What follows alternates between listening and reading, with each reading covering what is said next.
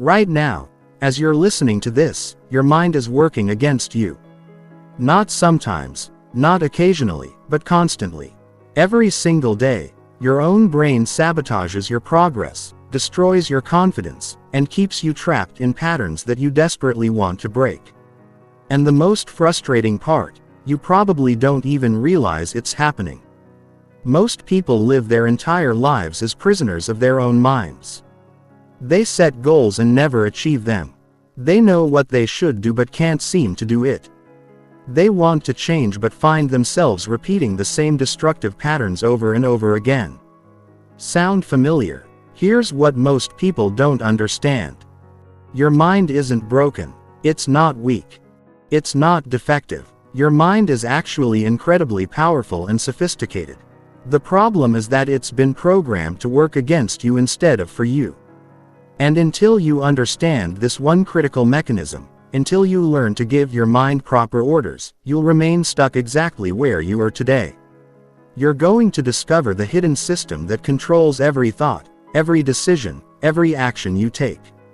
You're going to learn why your mind sabotages you and, more importantly, how to reprogram it to become your greatest ally instead of your worst enemy. By the end of this, you'll know exactly how to take control of your mind and make it work for you instead of against you. Chapter 1. The Hidden Saboteur Living in Your Head Every Single Morning. You wake up with the best intentions. You're going to eat healthy today. You're going to work out. You're going to be productive. You're going to focus on your goals. But then something happens. By the end of the day, you've done none of those things. You've fallen back into the same old patterns, made the same poor choices, and reinforced the same habits you're trying to break. You blame yourself. You think you lack willpower. You think you're not disciplined enough. But the truth is far more sinister and far more liberating than you realize. The real culprit isn't your willpower or your discipline. It's a hidden saboteur living inside your head. And it's been programmed to keep you exactly where you are. This saboteur operates below your conscious awareness. It's subtle, it's clever, and it's relentless. It doesn't announce itself with dramatic internal conflicts. Instead, it works through whispers, through small nudges, through tiny moments of resistance that you barely notice. But these tiny moments add up to massive life-altering consequences. The saboteur speaks to you in your own voice, which makes it nearly impossible to detect. It sounds like your rational mind making logical arguments. It tells you things like "just this once won't hurt. Stick with familiar, comfortable patterns." But here's what's really happening. Your subconscious mind has been programmed with a specific set of instructions about who you are and what you're capable of. These instructions were installed years ago, maybe decades ago, and they've been running in the background of your life ever since. Every time you try to change, every time you try to grow, every time you try to become someone better, this programming activates and pulls you back to your default state. Think about it this way. If you've always seen yourself as someone who struggles with money, your subconscious mind will sabotage any attempt to build wealth. If you've always seen yourself as someone who's overweight, your subconscious will sabotage your diet and exercise efforts. If you've always seen yourself as someone who procrastinates, your subconscious will sabotage your productivity systems. This isn't a character flaw. This isn't a lack of motivation.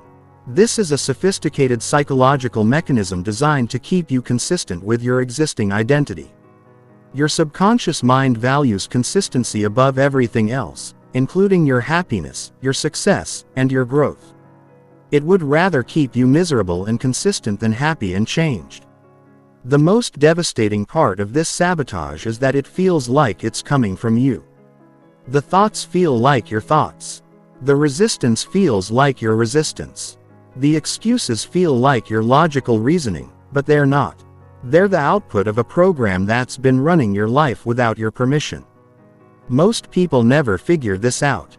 They spend their entire lives fighting against themselves, never realizing that they're not fighting their true self, but rather a collection of outdated programs that no longer serve them. They try harder. They set bigger goals. They read more books. They attend more seminars. But nothing changes because they're fighting the wrong battle.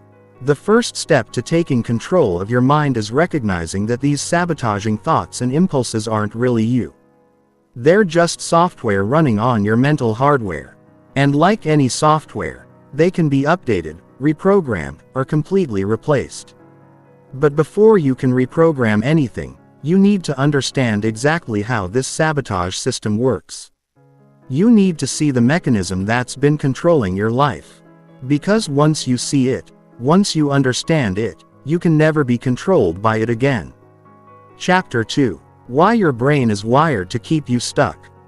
Your brain has one primary job: to keep you alive. Not happy, not successful, not fulfilled, just alive. And from your brain's perspective, anything familiar is safe and anything unfamiliar is potentially dangerous. This is why change feels so difficult, so uncomfortable, so wrong. Even when you know logically that the change would be good for you. This survival mechanism served our ancestors well when physical threats were constant and immediate. If you tried something new and it got you eaten by a predator, that was the end of your genetic line. So our brains evolved to be incredibly conservative, to stick with what worked, to resist novelty and change at all costs. But in the modern world, this same mechanism that once saved our lives is now destroying our potential. The biggest threats to your well-being aren't physical anymore. They're psychological and spiritual. The biggest danger isn't trying something new. It's staying exactly where you are. But your brain doesn't know this. It's still operating according to ancient programming that treats any change as a potential threat to your survival. This is why starting a diet feels dangerous to your brain. This is why launching a business feels terrifying. This is why speaking up in a meeting or asking someone on a date triggers such intense anxiety. Your brain interprets these actions as potentially life-threatening because they're different from what you normally do. But the sabotage goes even deeper than just resistance to change.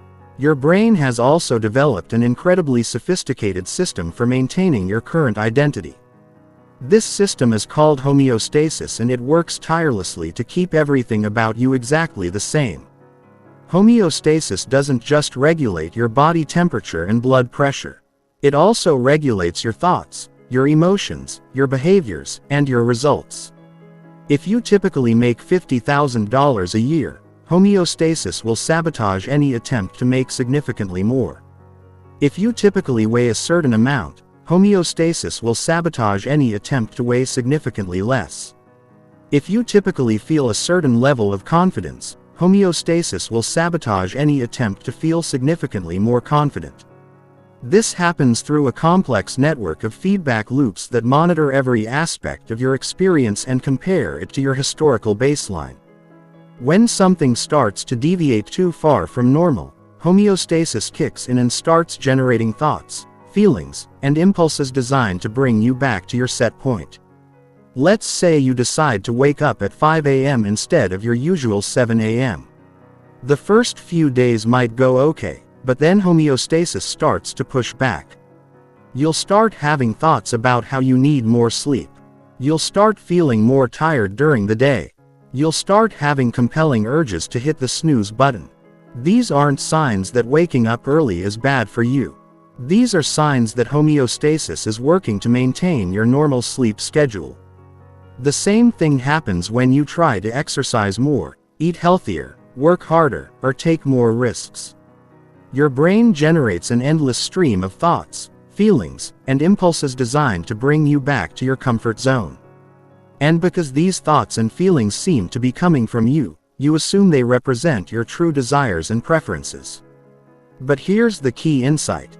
These thoughts and feelings aren't reflecting your true desires. They're reflecting your brain's desire to maintain consistency. Your brain would rather have you be consistently unhappy than inconsistently happy because consistency feels safer from a survival perspective. This is why motivation doesn't work long term. Motivation is just a temporary emotional state that can override your homeostatic programming for a short period of time. But as soon as the motivation fades, homeostasis reasserts itself and pulls you back to your baseline. This is why willpower doesn't work long term. Willpower is just conscious effort applied against unconscious programming. It's like trying to change the direction of a river by standing in it and pushing against the current. You might succeed for a few moments, but eventually the river is going to carry you downstream. This is why setting goals doesn't work long term. If you don't change the underlying programming, your conscious mind might want to achieve the goal. But your subconscious mind is programmed to maintain your current identity. And when conscious and subconscious minds conflict, the subconscious always wins. The solution isn't to fight against homeostasis. The solution is to reprogram homeostasis to work for you instead of against you. You need to update your brain's definition of normal. You need to change your identity at the subconscious level so that your desired behaviors and results become the new baseline that homeostasis works to maintain. But before you can reprogram homeostasis, you need to understand how it got programmed in the first place. You need to understand where your current identity came from and how it's been reinforced over the years, because the same mechanisms that created your limiting programming can be used to create empowering programming.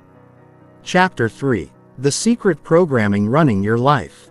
Right now, as you're listening to this, your subconscious mind is running thousands of programs that determine how you think, how you feel, and how you behave. These programs were installed without your conscious permission. They operate without your conscious awareness, and they control your life more than you could possibly imagine. Most of these programs were installed during your childhood when your brain was in a highly suggestible state. Between birth and about age 7, your brain operates primarily in theta brainwave frequencies, which is essentially a hypnotic state. During this period, you absorbed information about yourself and the world without any critical filtering. Every comment, every experience, every observation became part of your subconscious programming. If your parents told you that you were smart, your subconscious accepted that as truth. If they told you that you were clumsy, your subconscious accepted that as truth, too. If they struggled with money, your subconscious learned that struggling with money is normal. If they were critical and demanding, your subconscious learned that love is conditional on performance. But the programming didn't stop at age 7. Throughout your entire life, your subconscious has been collecting evidence to support whatever beliefs were installed early on. If you learned that you're not good enough, your subconscious will notice every failure and ignore every success. If you learned that you're unlucky, your subconscious will focus on every setback and dismiss every breakthrough. This creates what psychologists call confirmation bias, but it's much more powerful than most people realize. Your subconscious mind literally filters reality to match your programming. It determines what you notice and what you ignore, what you remember and what you forget, what you consider possible and what you consider impossible. If you've been programmed to believe that you're not a morning person, your subconscious will generate thoughts and feelings that make waking up early feel unnatural and uncomfortable. If you've been programmed to believe that you're bad with money, your subconscious will create impulses to spend and resistance to save. If you've been programmed to believe that you're not attractive, your subconscious will make you focus on your flaws and ignore your positive features. But here's what's truly insidious about this programming. It doesn't feel like programming. It feels like truth. It feels like you're just observing reality accurately. You don't think my subconscious is filtering reality to match my limiting beliefs. You think this is just how things are. Most people live their entire lives trapped inside a prison of their own subconscious programming, never realizing that the bars are made of thoughts and the locks are made of beliefs. They assume that their limitations are real, that their struggles are inevitable, that their patterns are permanent. But none of that is true. Your subconscious programming is not you. It's not your true nature. It's not your destiny. It's just a collection of old software that's been running your mental operating system. And like any software, it can be updated. The first type of programming that controls your life is identity programming. This determines who you think you are at the deepest level.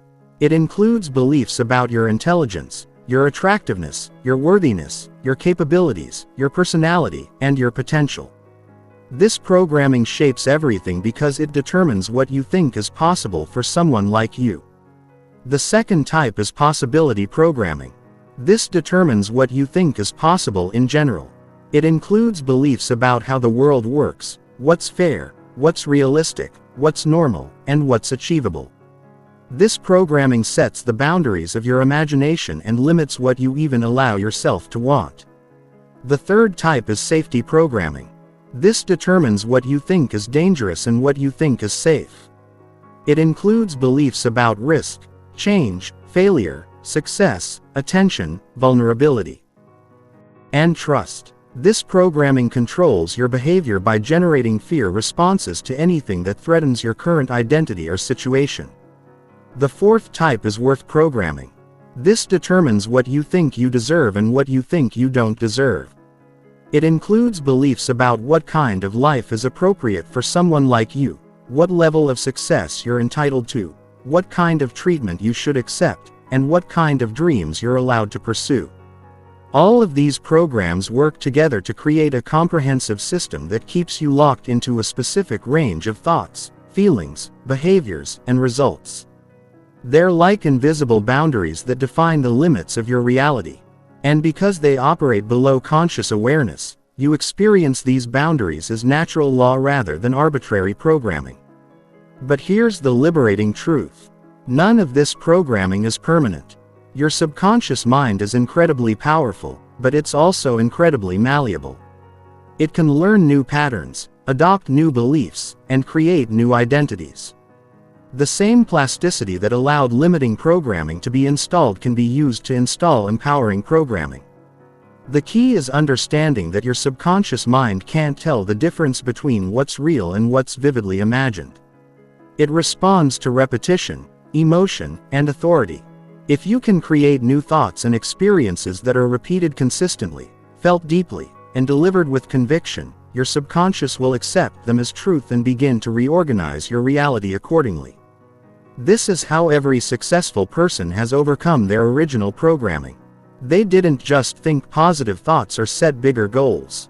They systematically reprogrammed their subconscious mind to support a new identity and a new reality. And once that programming was installed, their external results changed automatically. Chapter 4. The Reticular Activating System. Your brain's secret filter. Deep inside your brain, there's a small network of neurons called the Reticular Activating System, or RAS. This system might be tiny, but it controls more of your reality than any other part of your brain. Understanding how the RA works is absolutely critical to taking control of your mind because it's the mechanism that determines what you notice, what you ignore, and what you consider possible. The RA acts like a filter between your conscious mind and the vast amount of information that your senses are constantly collecting.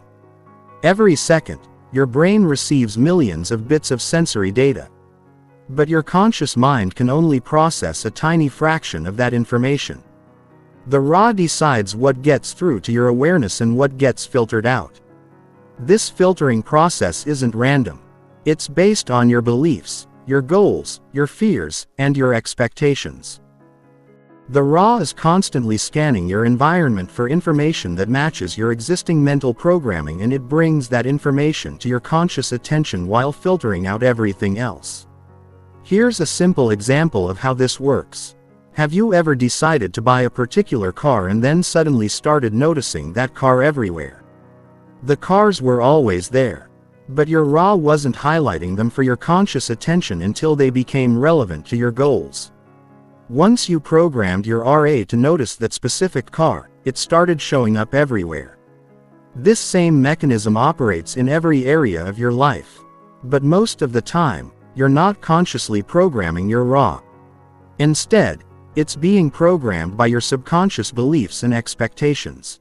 If you believe that opportunities are rare, your AS will filter out most opportunities and only show you evidence of scarcity. If you believe that people can't be trusted, your RAS will highlight every example of dishonesty while ignoring examples of integrity. The RA is why two people can experience the exact same situation and walk away with completely different impressions of what happened.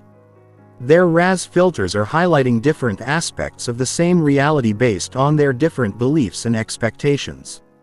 This has profound implications for your success and happiness. If your ass is programmed to look for problems, you'll find them everywhere. If it's programmed to look for reasons why you can't succeed, you'll find plenty of evidence. If it's programmed to look for confirmation of your limiting beliefs, it will faithfully deliver that confirmation every single day. But the opposite is also true. If you can reprogram your RA to look for opportunities, you'll start noticing them everywhere. If you program it to look for reasons why you can succeed, you'll find abundant evidence. If you program it to look for confirmation of your empowering beliefs, it will reshape your entire perception of reality. The RA doesn't just affect what you notice in your external environment. It also affects what you notice about yourself. If you've programmed your RAS to look for evidence that you're not good enough, it will constantly highlight your mistakes, your failures, and your shortcomings. It will filter out your successes, your progress, and your positive qualities. This creates a vicious cycle where negative self-perception leads to negative evidence, which reinforces negative self-perception, which leads to more negative evidence. Most people trapped in this cycle assume that they're just being realistic or honest about their limitations, but they're actually just experiencing the output of their RAS programming. The good news is that the RA can be reprogrammed deliberately and systematically. You can train it to look for evidence of your capabilities instead of your limitations. You can train it to highlight opportunities instead of obstacles. You can train it to focus on possibilities instead of problems. But reprogramming your RAS requires more than just positive thinking. It requires consistent, deliberate practice with specific techniques designed to install new filters. You need to repeatedly direct your attention toward the things you want to see more of while consciously ignoring the things you want to see less of. One of the most powerful ways to reprogram your RAS is through questions. Your RAS is constantly trying to answer whatever questions are running in the background of your mind. If you're constantly asking yourself, "Why does nothing ever work out for me?" your RAS will find evidence to answer that question. But if you start asking, "How can I make this work?" or "What opportunities am I not seeing?" your RA will start finding different evidence. Another powerful technique is visualization. When you repeatedly visualize yourself achieving your goals, you're programming your RAS to notice opportunities and resources that could help make those visualizations real. You're training it to see yourself as the kind of person who achieves those kinds of results. Affirmations can also reprogram your Rs, but only if they're done correctly. Simple repetition of positive statements usually isn't enough because your conscious mind will reject statements that contradict your current beliefs. But if you frame affirmations as questions or possibilities, your RA will start looking for evidence to support them. The key to RAS reprogramming is consistency and specificity. You can't just casually think about what you want once in a while and expect your RAS to change its filters. You need to deliberately and consistently direct your attention toward your desired reality until that becomes your RAS default focus. Most people have no idea that their RAS even exists, let alone that it can be reprogrammed. They assume that they see reality accurately and that their perceptions are objective. But your perceptions are not objective. They're the result of your RA programming. And that programming can be changed when you take control of your RAS. You take control of your reality. You stop being a passive victim of whatever your attention happens to land on, and you become an active director of your own experience.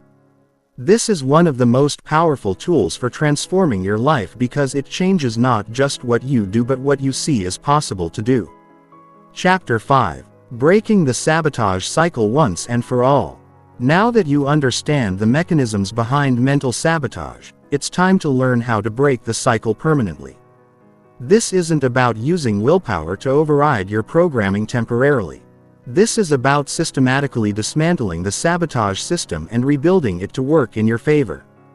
The first step in breaking the sabotage cycle is developing awareness of when it's happening. Most sabotage occurs below the threshold of conscious awareness. You experience it as sudden loss of motivation, unexpected resistance, compelling urges to procrastinate, or thoughts that seem to come out of nowhere. Learning to recognize these patterns is essential because you can't change what you can't see. Start paying attention to the moments when you abandon your goals or revert to old patterns.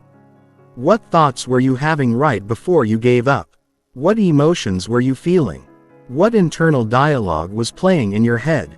Most people never examine these moments closely because they're too busy judging themselves for failing.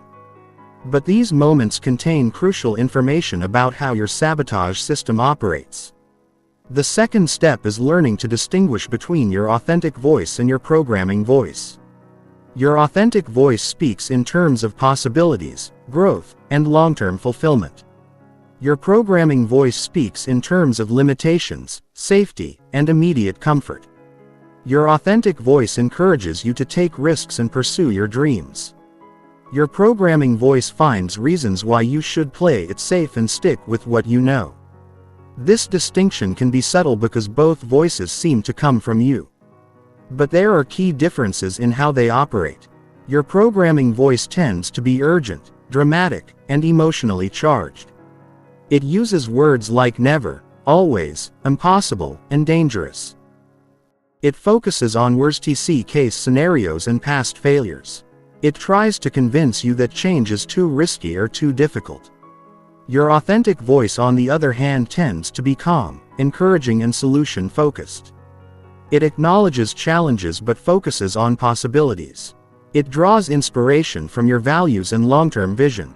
It encourages you to grow and expand rather than contract and hide. Learning to distinguish between these voices takes practice. But once you develop this skill, you can start choosing which voice to listen to. You can acknowledge your programming voice without being controlled by it. You can thank it for trying to keep you safe while choosing to follow your authentic voice instead. The third step is interrupting the sabotage pattern as soon as you recognize it. This requires what psychologists call pattern interruption. The moment you notice sabotaging thoughts or impulses arising, you need to immediately shift your focus to something else. This could be taking deep breaths, doing physical exercise, reciting affirmations, or engaging in any activity that breaks the momentum of the sabotage pattern. The key is to interrupt the pattern before it gains momentum. Sabotage thoughts tend to build on themselves, creating a cascade of negativity that becomes harder and harder to stop. But if you can catch the pattern early and redirect your attention, you can prevent it from taking over your mental state. Pattern interruption works because it disrupts the neural pathways that support sabotaging thoughts and behaviors. Every time you successfully interrupt a negative pattern, you weaken its hold on your mind. Every time you choose a different response, you strengthen the neural pathways that support positive patterns. The fourth step is installing new programming to replace the old sabotage patterns. This is where most people fail because they focus only on removing negative patterns without installing positive ones. But nature abhors a vacuum. If you don't consciously install new programming, your subconscious will default back to the old patterns. Installing new programming requires repetition, emotion, and authority. You need to consistently expose your subconscious mind to new thoughts, beliefs, and experiences that support your desired identity and goals. This could involve daily affirmations, visualization exercises, reading empowering books, listening to motivational content, or surrounding yourself with people who embody the mindset you want to develop. The programming process is most effective when it engages both your logical mind and your emotional mind. Purely logical approaches often fail because your subconscious responds more to emotion than to logic. But purely emotional approaches can also fail because your conscious mind needs to understand and accept the new programming for it to stick. The fifth step is creating environmental support for your new programming. Your environment is constantly programming your subconscious mind through the information you consume, the people you spend time with, and the situations you put yourself in. If your environment is constantly reinforcing your old patterns, it will be much harder to establish new ones. This means you need to become very deliberate about your information diet. Stop consuming content that reinforces limiting beliefs and start consuming content that supports your growth. Reduce time spent with people who reinforce your old identity and increase time spent with people who support your new identity. Remove environmental triggers that activate old patterns and create environmental cues that support new patterns. The sixth step is celebrating every small victory along the way. Your subconscious mind learns through repetition and reinforcement. When you successfully resist sabotage or make progress toward your goals, you need to consciously acknowledge and celebrate those victories. This reinforces the new neural pathways and makes it more likely that you'll repeat the positive behavior. Most people ignore their small victories and focus only on their failures.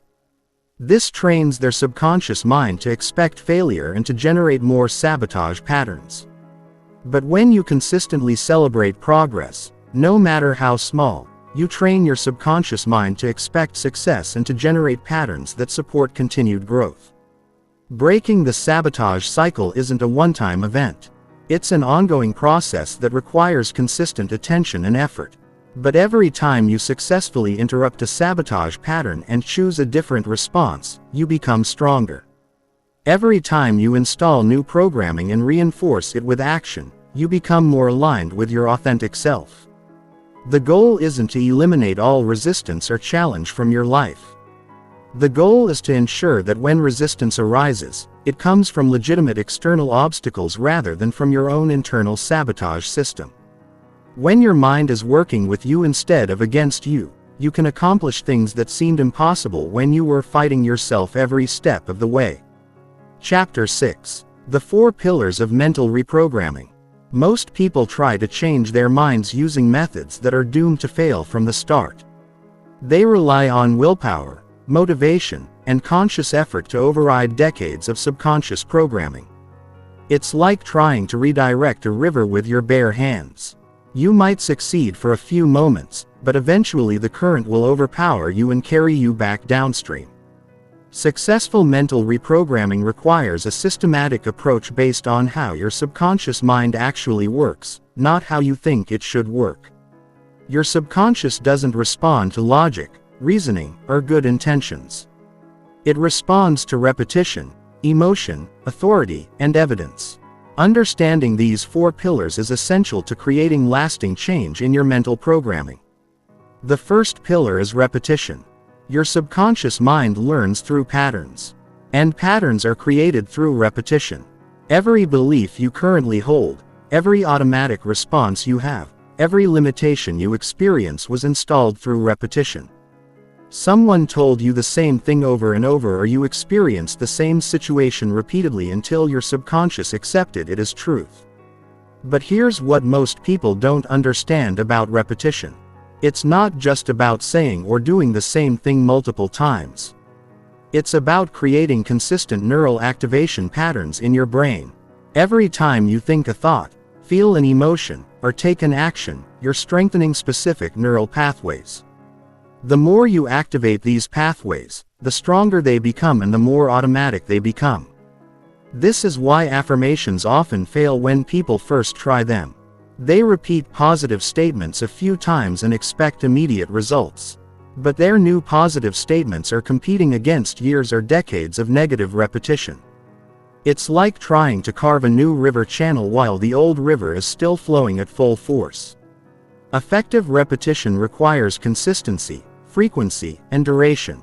You need to activate your new neural pathways more often than your old ones. You need to do this consistently over time, and you need to continue until the new pathways become stronger than the old ones. This typically takes weeks or months, not days. The second pillar is emotion.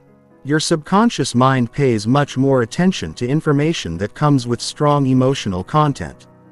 This is why traumatic experiences can reprogram your mind instantly. While positive experiences often need to be repeated many times to have the same impact, emotion acts like a highlighter, telling your subconscious that this information is important and should be remembered. Most people trying to reprogram their minds make the mistake of focusing only on the logical content of their new beliefs without engaging their emotions. They repeat affirmations in a flat, emotionless tone. They visualize their goals without feeling the excitement, pride or satisfaction of achieving them. They try to change their identity without experiencing the emotions associated with their new identity. But emotion is what makes programming stick.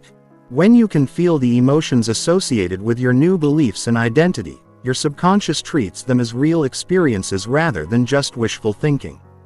The more intensely you can feel these emotions, the faster your subconscious will accept the new programming. This doesn't mean you need to manufacture fake emotions or try to feel good all the time. It means you need to connect your new programming to genuine emotions that you can access and experience. If you want to program yourself to be more confident, you need to remember times when you felt genuinely confident and recreate those feelings while installing your new beliefs. The third pillar is authority. Your subconscious mind is more likely to accept information that comes from sources it perceives as authoritative. This is why children are so easily programmed by their parents, why students are influenced by their teachers, and why people are swayed by experts and celebrities. But authority doesn't just come from external sources. You can establish yourself as an authority in your own mind by speaking to yourself with conviction, certainty, and command. When you give your subconscious mind new instructions, you need to deliver them with the same authority that a hypnotist uses with a client or a drill sergeant uses with recruits. Most people undermine their own authority by being wishy-washy with their self-talk. They say things like, "I hope I can," or "maybe I should," or "I'll try to." This tentative language tells your subconscious that you're not really committed to the new programming, so it doesn't need to take it seriously. Authoritative self-talk uses definitive language. Instead of "I hope I can be more confident," you say "I am confident." Instead of "maybe I should exercise more," you say "I exercise regularly." Instead of "I'll try to save money," you say "I save money consistently." This kind of language tells your subconscious that this is not a suggestion or a possibility but a command that must be obeyed. The fourth pillar is evidence. Your subconscious mind needs proof that your new programming is real and valid. It's constantly looking for evidence to support or contradict whatever beliefs you're trying to install. If you're trying to program yourself to believe you're successful, but all the evidence in your life points to struggle and failure, your subconscious will reject the new programming. This is why it's crucial to start gathering evidence for your new beliefs as soon as you begin the reprogramming process. This evidence can be small at first. If you're programming yourself to be more disciplined, evidence might be as simple as making your bed every morning or doing 10 push-ups every day. If you're programming yourself to be more social, evidence might be starting one conversation with a stranger each week. The key is to create a consistent stream of evidence that supports your new identity and beliefs. Every piece of evidence, no matter how small, strengthens the new neural pathways, and makes it easier for your subconscious to accept the new programming over time as the evidence accumulates. Your new beliefs become self-reinforcing, but evidence collection must be strategic and intentional. Your ROS will naturally look for evidence that confirms your existing beliefs while filtering out evidence that contradicts them. So you need to consciously direct your attention toward evidence that supports your new programming while consciously ignoring evidence that supports your old programming.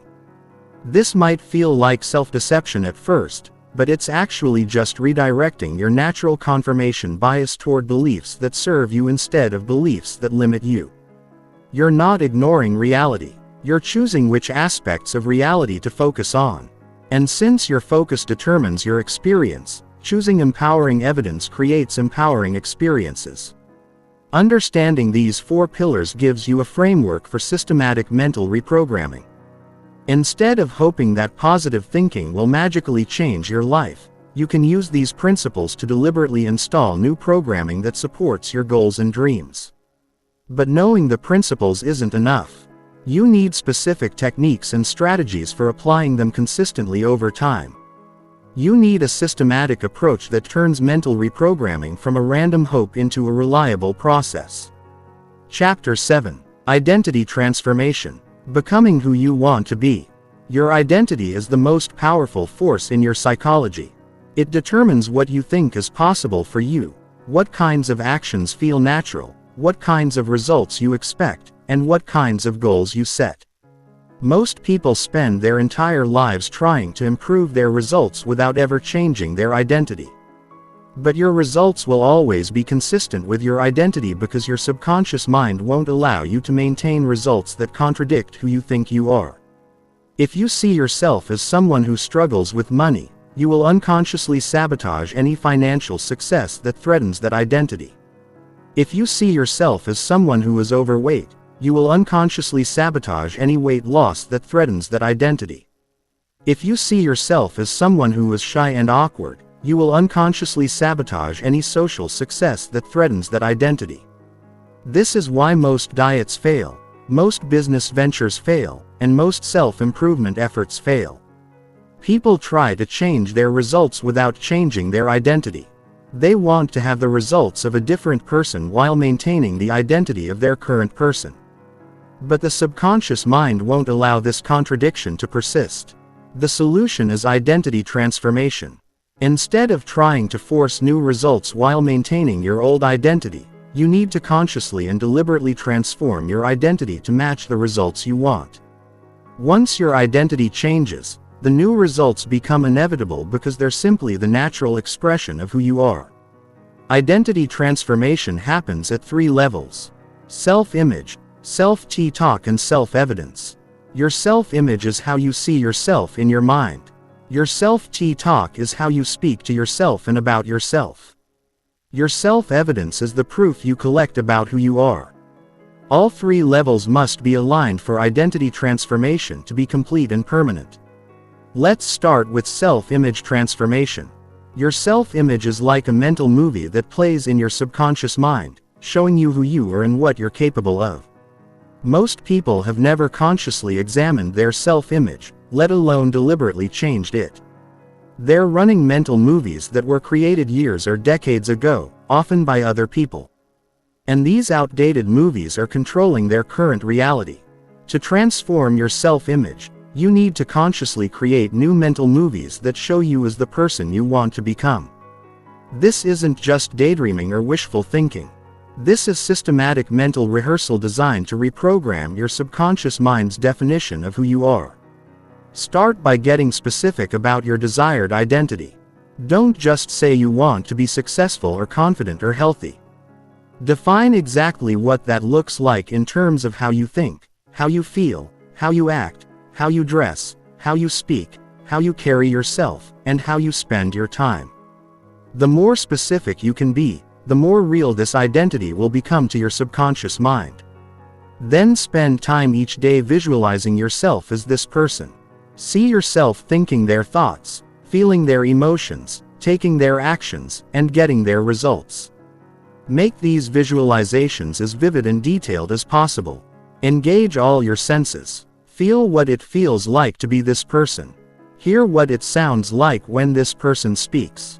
See what it looks like when this person moves through the world. The key is to make these visualizations feel real rather than imaginary. Your subconscious mind can't tell the difference between a vividly imagined experience and a real experience when you repeatedly visualize yourself as your desired identity. Your subconscious starts to accept this identity as real and begins to align your thoughts, feelings, and behaviors accordingly. Self-talk transformation is equally important. The way you talk to yourself and about yourself is constantly reinforcing your current identity. Most people use self-talk that reinforces limitations, failures, and negative characteristics. They say things like, "I'm not good at this," or "I always mess things up," or "I can't help it. That's just who I am." This kind of self-talk is programming your subconscious mind to maintain a limiting identity. Every time you describe yourself in negative terms, you're reinforcing neural pathways that support that negative identity. Your subconscious mind treats your self-talk as instructions about who you are and what you're capable of. To transform your identity, you need to transform your self-talk. Start paying attention to how you talk to yourself and about yourself. Notice when you use limiting language or describe yourself in negative terms. Then consciously replace that language with language that supports your desired identity. Instead of saying, "I'm not good at this," say, "I'm learning to be good at this." Instead of saying, "I always mess things up," say, "I'm getting better at doing things right."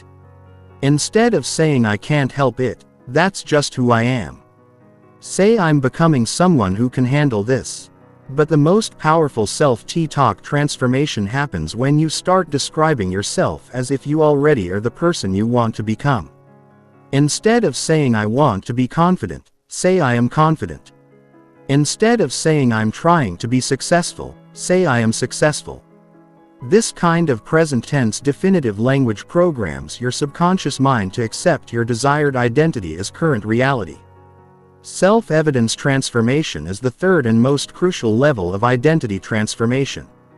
Your subconscious mind needs proof that your new identity is real. It's constantly collecting evidence about who you are based on your actions, your results, and your experiences. If you're trying to convince your subconscious that you're disciplined, but all the evidence points to procrastination and laziness, the new identity won't stick. This is why identity transformation must be supported by action. You need to start acting like the person you want to become even before you fully feel like that person. Every action you take either reinforces your current identity or builds evidence for your new identity. There are no neutral actions from an identity perspective. Start small but be consistent. If you want to transform your identity to that of a healthy person, start with small healthy actions like drinking more water, taking daily walks, or eating one healthy meal per day. If you want to transform your identity to that of a successful entrepreneur, start with small business actions like reading industry publications, networking with other entrepreneurs, or working on your business idea for 30 minutes each day. The key is to choose actions that feel like natural expressions of your desired identity. Ask yourself, what would a desired identity person do in this situation? And then do that thing. Each time you act in alignment with your desired identity, you're collecting evidence that supports that identity and weakening evidence that supports your old identity. Over time, as you consistently visualize your new identity, speak in alignment with your new identity, and act in alignment with your new identity, something remarkable happens. Your subconscious mind starts to accept this new identity as real. And once your subconscious accepts your new identity, it begins to automatically generate thoughts, feelings, and behaviors that are consistent with that identity. This is when transformation becomes effortless. Instead of fighting against your natural tendencies start supporting your goals. Instead of having to force yourself to take positive actions start feeling natural and automatic. Instead of having to overcome resistance, you start experiencing momentum. But identity transformation isn't a one-time event. It's an ongoing process that requires consistent attention and effort. Your old identity will try to reassert itself, especially during times of stress or challenge. You need to be vigilant about maintaining your new identity programming and strengthening it through continued visualization, self-talk and action. The most successful people in any field have mastered identity transformation. They don't just have goals or strategies. They have become the kind of person who naturally achieves those goals using those strategies. And once you understand how to transform your identity, you can become the kind of person who naturally creates whatever results you desire. Chapter 8. Environmental Design. Making your surroundings work for you. Your environment is constantly programming your subconscious mind. And most people have no idea this is happening. Every sight, sound, smell, and sensation in your environment is sending signals to your brain about who you are, what's possible, and what's normal. If your environment is reinforcing limiting beliefs and old patterns, it will be almost impossible to maintain new programming no matter how much internal work you do. Think about it this way. If you're trying to reprogram yourself to be more focused and productive, but your workspace is cluttered and chaotic, the environmental signals are contradicting your internal programming. If you're trying to reprogram yourself to be healthier, but your kitchen is full of junk food, the environmental cues are undermining your efforts. If you're trying to reprogram yourself to be more confident, but you're surrounded by people who constantly criticize and doubt you, the social environment is working against your transformation. Environmental design is the process of systematically structuring your physical, digital, and social environments to support your desired identity and goals. It's about creating external conditions that make your new programming easier to maintain and your old programming harder to activate. Let's start with your physical environment. Every object in your space is communicating something to your subconscious mind. A cluttered desk communicates chaos and lack of control. A messy bedroom communicates disorder and low standards. Old, broken, or cheap items communicate scarcity and limitation. But a clean, organized, well-designed space communicates order, control, abundance, and high standards. This doesn't mean you need to spend a fortune redecorating your entire life. It means you need to be intentional about what your environment is communicating and make strategic changes that support your new identity. If you want to be more productive, create a workspace that looks and feels like a place where productive people work. If you want to be healthier, design your kitchen and living space to make healthy choices easier and unhealthy choices harder.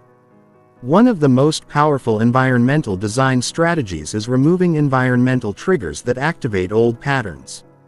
These are physical cues that automatically stimulate old thoughts, emotions, or behaviors. If you're trying to eat healthier, but you keep junk food visible in your kitchen, those visual cues will constantly trigger cravings and impulses to eat unhealthy food. If you're trying to be more productive, but your phone is always within reach, the visual cue of the phone will constantly trigger the impulse to check social media or messages. Environmental triggers work below conscious awareness. You don't consciously decide to be tempted by junk food or distracted by your phone. These responses happen automatically because your brain has been conditioned to associate certain environmental cues with certain behaviors. The solution is to identify and remove as many triggers as possible for behaviors you want to eliminate. At the same time, you need to create environmental cues that trigger behaviors you want to increase. If you want to exercise more, lay out your workout clothes the night before so you see them first thing in the morning. If you want to read more, place books in prominent locations around your home. If you want to eat more fruit, keep fruit visible on your counter and vegetables at eye level in your refrigerator. These environmental cues work because they reduce the mental energy required to make positive choices. When positive behaviors are cued by your environment, they require less willpower and conscious effort. When negative behaviors are not cued by your environment, they're much easier to avoid. Your digital environment is just as important as your physical environment. Perhaps more so given how much time most people spend interacting with digital devices. Your phone, computer, social media feeds, email inbox, and entertainment choices are constantly feeding information to your subconscious mind about what's normal, what's possible, and what's important. If your social media feeds are full of drama, negativity, and people complaining about their problems, that's programming your subconscious to see the world as a difficult, hostile place. If your entertainment choices consist primarily of shows and movies that glorify dysfunction, conflict, and mediocrity, that's programming your subconscious to see those things as normal and acceptable. But if you curate your digital environment to include inspiring content, educational material, and examples of people achieving the kinds of results you want, that programming works in your favor. If you follow social media accounts that share motivational content, success stories, and practical strategies, you're constantly exposing your subconscious to evidence that success is possible and normal. The key is to be as intentional about your digital diet as you are about your food diet.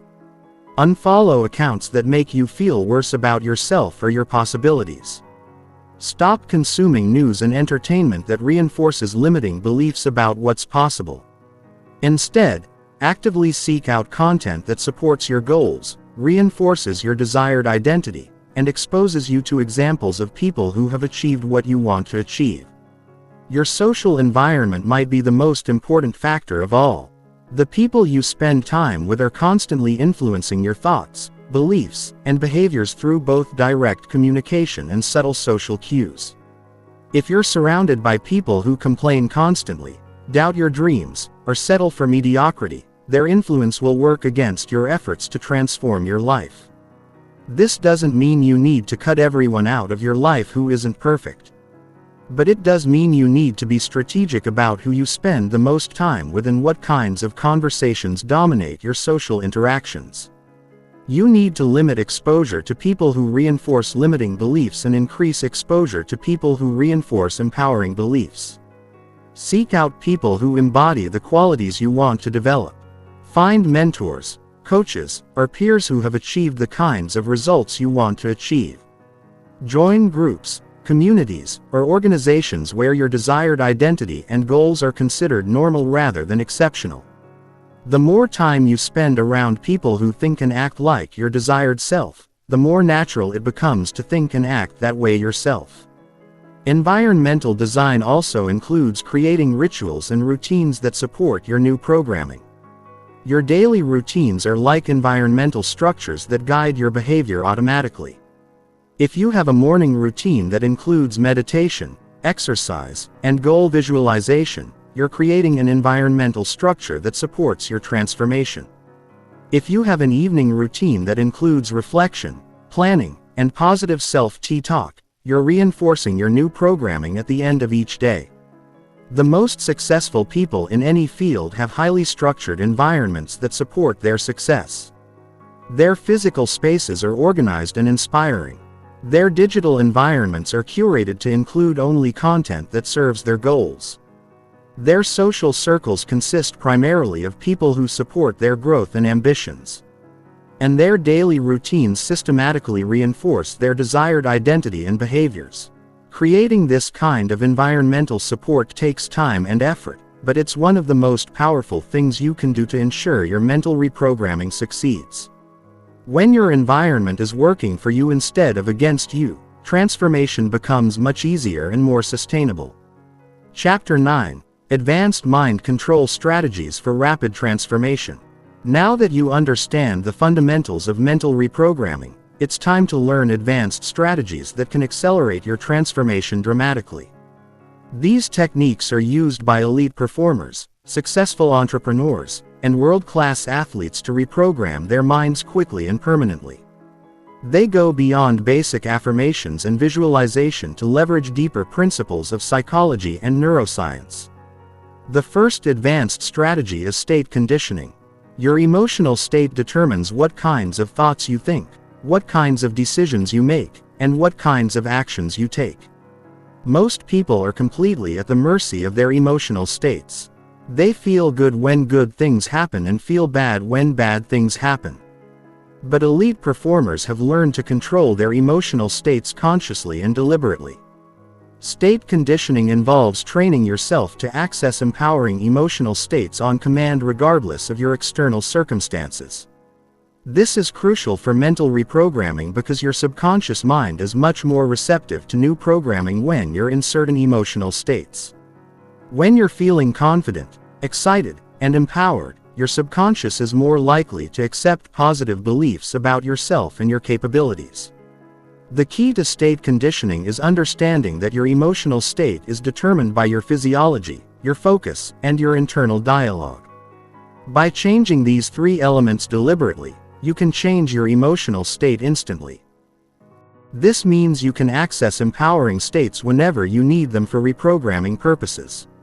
Physiology is the most immediate way to change your state. Your body position, breathing pattern, facial expression, and movement all send signals to your brain about how you should feel when you stand tall. Breathe deeply, smile genuinely, and move with energy. Your brain interprets these signals as confidence and power. When you slouch, breathe shallowly, frown, and move slowly. Your brain interprets these signals as depression and weakness. To condition empowering states, develop specific physical postures and movements that you associate with confidence, energy, and success. Practice these postures regularly until you can access them instantly.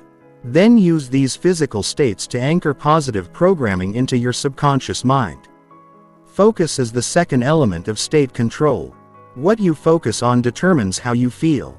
If you focus on your problems, failures, and limitations, you'll feel discouraged and powerless.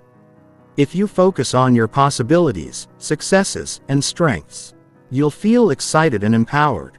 Most people focus randomly, allowing their attention to be pulled toward whatever seems most urgent or dramatic. But you can train yourself to control your focus deliberately. Develop the habit of consciously directing your attention toward thoughts and images that support your desired emotional state. When you're doing reprogramming work, focus exclusively on your goals, your progress, and your desired identity. Don't allow your attention to drift toward doubts, fears, or obstacles. This focused attention will enhance the effectiveness of your programming dramatically. Internal dialogue is the third element of state control. The way you talk to yourself determines how you feel about yourself and your situation. Confident, empowering self-talk creates confident, empowering emotional states. Negative, limiting self-talk creates negative, limiting emotional states. By controlling your internal dialogue, you can control your emotional state and enhance your programming efforts. The second advanced strategy is anchoring. Anchoring is a technique borrowed from neurolinguistic programming that allows you to associate specific physical triggers with desired emotional states. Once an anchor is established, you can access the associated emotional state instantly by activating the physical trigger. Here's how anchoring works. When you're experiencing a particularly intense positive emotional state, such as confidence, excitement, or determination, you perform a specific physical gesture, such as pressing your thumb and forefinger together or touching your heart. You do this repeatedly while the positive state is at its peak intensity. Over time, your nervous system creates a strong association between the physical gesture and the emotional state. Once the anchor is established, you can trigger the positive emotional state by performing the physical gesture even when you're not naturally feeling that emotion. This is incredibly powerful for mental reprogramming because it allows you to access empowering states on demand regardless of your circumstances. To create effective anchors, you need to be very specific about the physical gesture, very consistent about when you use it, and very intentional about the emotional state you're anchoring. The gesture should be something you can do discreetly in any situation. The timing should be when the positive emotion is at its absolute peak, and the emotional state should be one that supports your reprogramming goals. The third advanced strategy is timeline therapy. This technique involves mentally traveling to your past to reframe limiting experiences and traveling to your future to program desired outcomes. Your subconscious mind stores memories not just as factual information but as emotional imprints that continue to influence your current thoughts and behaviors. By changing the emotional content of past memories, you can change their influence on your present reality. Timeline therapy for the past involves identifying key experiences that installed limiting beliefs or negative emotional patterns. You then mentally revisit these experiences from a more empowered perspective, either as your current adult self or as an idealized version of yourself. You reframe the experience in a way that serves your growth rather than limiting it. For example, if you have a memory of being criticized by a teacher that installed a belief that you're not smart enough, you could revisit that memory and reframe it as evidence that you were curious and asking important questions. Or you could imagine your adult self comforting your younger self and providing a different interpretation of the event. Timeline therapy for the future involves mentally traveling to a time when you've already achieved your desired transformation. You experience this future reality as vividly as possible, feeling the emotions, seeing the sights, and hearing the sounds of your transformed life. Then you mentally travel backward from that future point to the present, identifying the key steps and decisions that led to your success. This technique is powerful because it programs your subconscious mind to see your desired transformation as inevitable rather than possible. It creates a sense of certainty about your future that influences your present decisions and behaviors. The fourth advanced strategy is parts integration.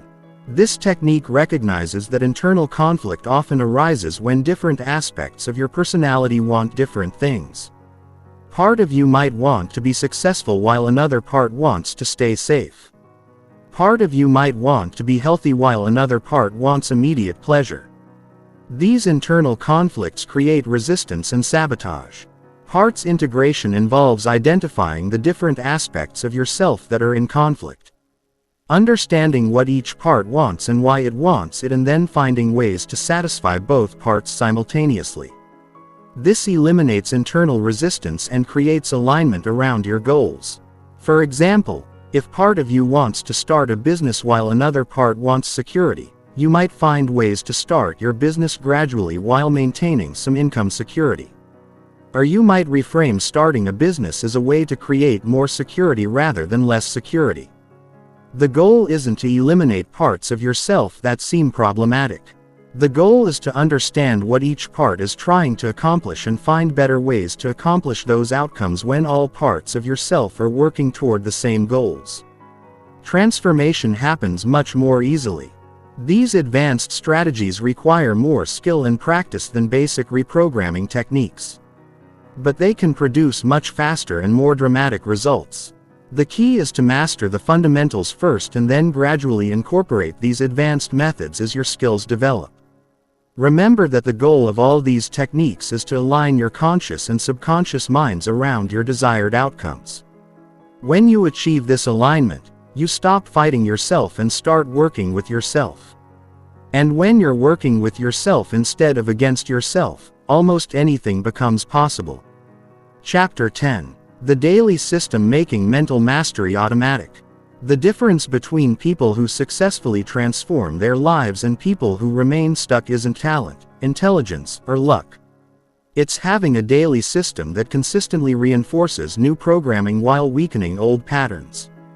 Mental transformation isn't about having a few peak experiences or breakthrough moments. It's about creating small, consistent changes that compound over time. Most people approach mental reprogramming sporadically. They do some visualization when they feel motivated. They practice positive self-talk when they remember. They work on their identity when they have time. But sporadic effort produces sporadic results. To create lasting transformation, you need a systematic approach that operates regardless of your mood, motivation, or circumstances. A daily mental mastery system has 6 core components: morning programming, state management, pattern interruption, evidence collection, evening review, and environmental reinforcement. Each component serves a specific purpose in the transformation process, and together they create a comprehensive approach to mental reprogramming. Morning programming is the foundation of your daily system. The first hour after you wake up is when your brain is most receptive to new programming. Your conscious mind hasn't fully activated yet, so your subconscious is more accessible.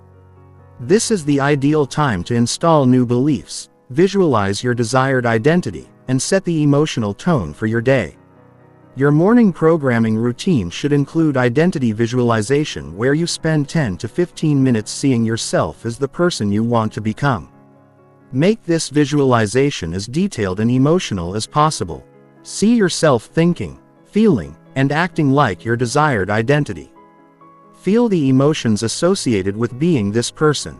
Experience the confidence, excitement, and satisfaction of living as your transformed self. Include affirmations that reinforce your new identity and beliefs.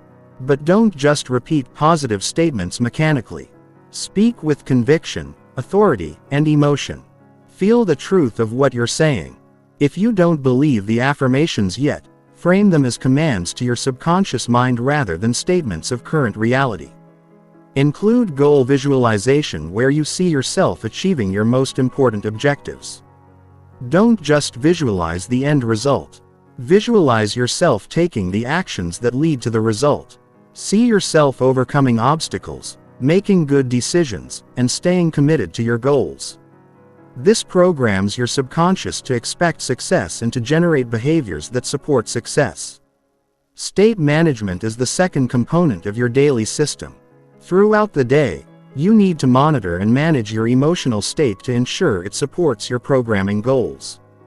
This means developing the ability to recognize when you're in states that undermine your transformation and quickly shifting to states that support it.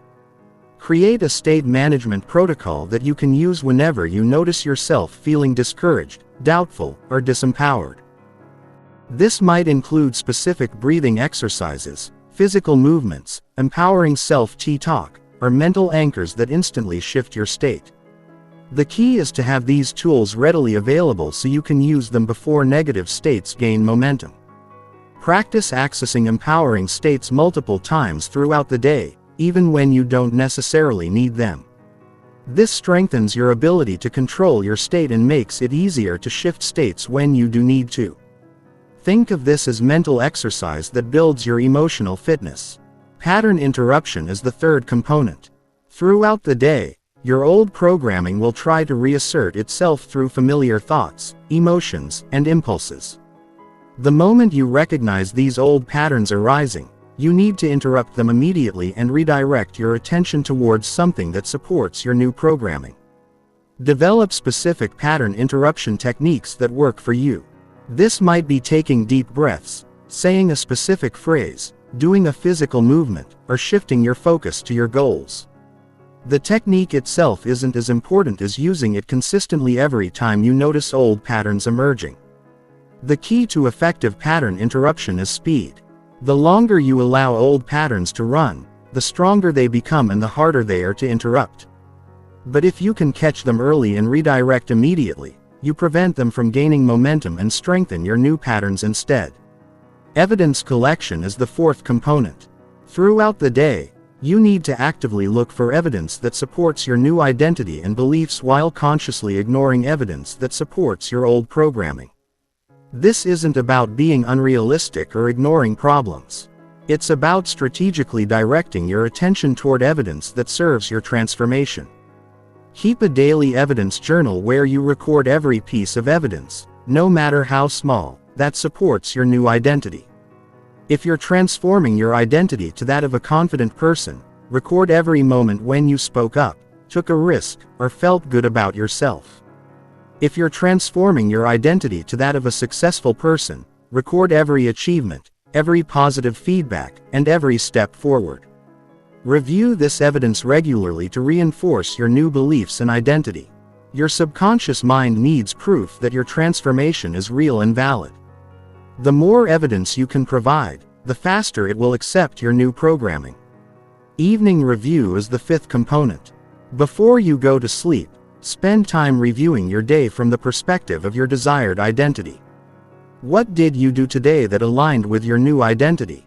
What evidence did you collect? What progress did you make toward your goals? What can you do better tomorrow? This evening review serves multiple purposes. It reinforces positive experiences and learnings from the day. It helps you recognize patterns and areas for improvement, and it programs your subconscious mind to continue working on your transformation while you sleep.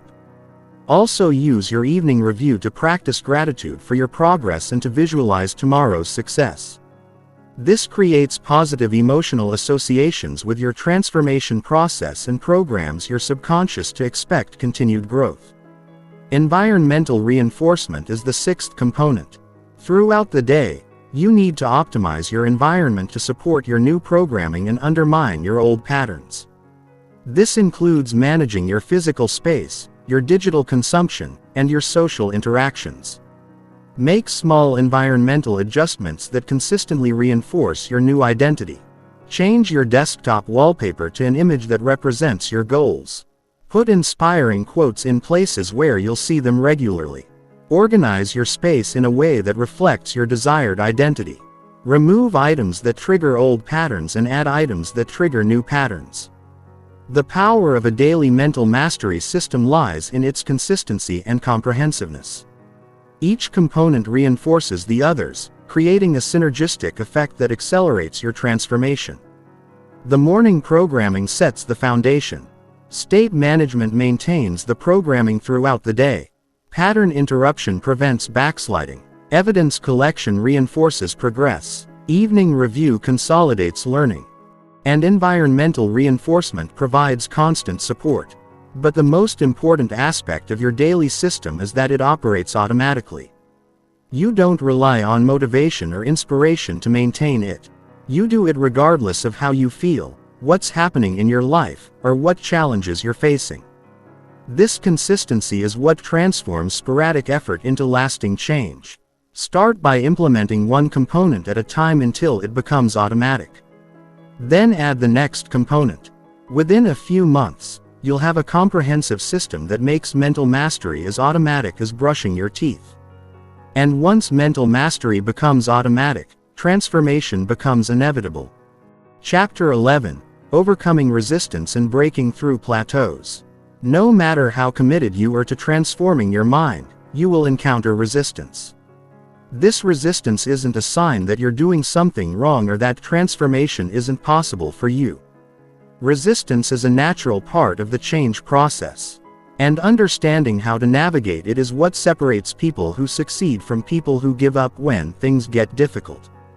There are 3 types of resistance you'll encounter during mental reprogramming: internal resistance, external resistance, and systemic resistance. Each type requires different strategies to overcome, and failing to recognize which type you're dealing with can lead to frustration and abandonment of your transformation efforts. Internal resistance comes from your own subconscious mind as it tries to maintain homeostasis and protect your current identity. This is the voice that tells you transformation is too hard, that you're not capable of change, or that you should give up and accept your current situation. Internal resistance often manifests as sudden loss of motivation, compelling urges to return to old patterns or thoughts that seem to come out of nowhere designed to undermine your progress. The key to overcoming internal resistance is recognizing it for what it is: outdated programming trying to maintain control. When you experience internal resistance, don't fight it directly. Instead, acknowledge it, thank it for trying to keep you safe, and then consciously choose to move forward anyway. Remember that internal resistance is strongest right before breakthrough moments. The intensity of the resistance often indicates how close you are to a significant transformation. Develop a resistance protocol that you can implement whenever internal resistance arises. This might include taking deep breaths, reminding yourself of your why, visualizing your desired future, or using physical movement to shift your state. The key is to have these tools ready before you need them so you can respond quickly when resistance appears. External resistance comes from other people who are uncomfortable with your changes. This might be family members who prefer you to stay the same, friends who feel threatened by your growth, or colleagues who resent your increased confidence and success. External resistance often manifests as criticism, discouragement, sabotage attempts, or social pressure to return to your old ways. The most important thing to understand about external resistance is that it's not really about you. It's about other people's fear of change and their need to maintain their own comfort zones. When you start transforming, you become a mirror that reflects other people's limitations and unfulfilled potential. This makes them uncomfortable, and they often try to pull you back down to their level to reduce their own discomfort. To overcome external resistance, you need to develop emotional boundaries that protect your transformation process from other people's opinions and reactions. This doesn't mean becoming aggressive or cutting people out of your life unnecessarily. It means becoming selective about whose opinions you value and whose feedback you incorporate into your decision-making process. Surround yourself with people who support your growth, even if these relationships are initially more limited or less familiar than your existing social circle. Seek out mentors, coaches, support groups, or communities where your desired changes are encouraged rather than discouraged. The more external support you have for your transformation, the easier it becomes to ignore external resistance. Systemic resistance comes from societal structures, cultural norms, and institutional barriers that make certain types of change more difficult. This might include economic systems that make financial transformation challenging, educational systems that discourage creative thinking, or cultural norms that penalize authenticity and individual expression. Systemic resistance is often the most difficult to overcome because it's embedded in the structures and systems around us.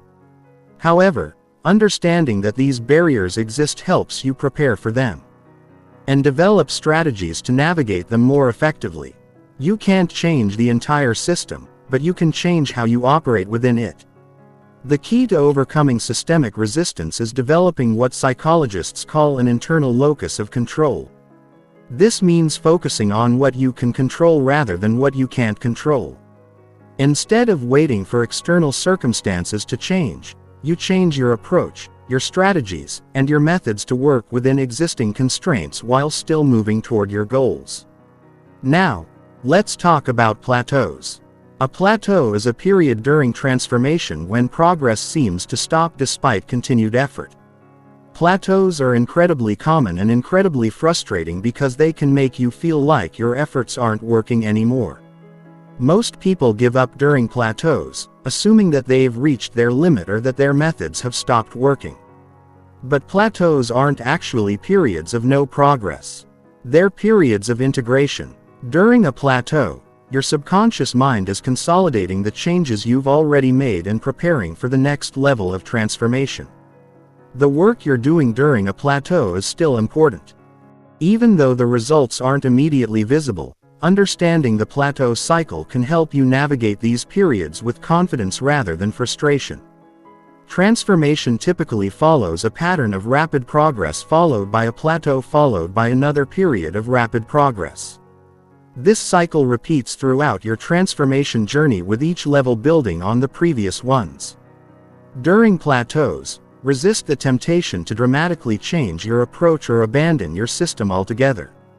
Instead, use plateau periods to deepen your practice. Refine your techniques and prepare for the next breakthrough. This might mean increasing the intensity of your programming sessions, adding new elements to your routine, or addressing deeper layers of resistance that weren't accessible before. Plateaus are also excellent times to focus on evidence collection. During periods of rapid change, it's easy to notice progress. During plateaus, you need to look more carefully for subtle improvements and small wins.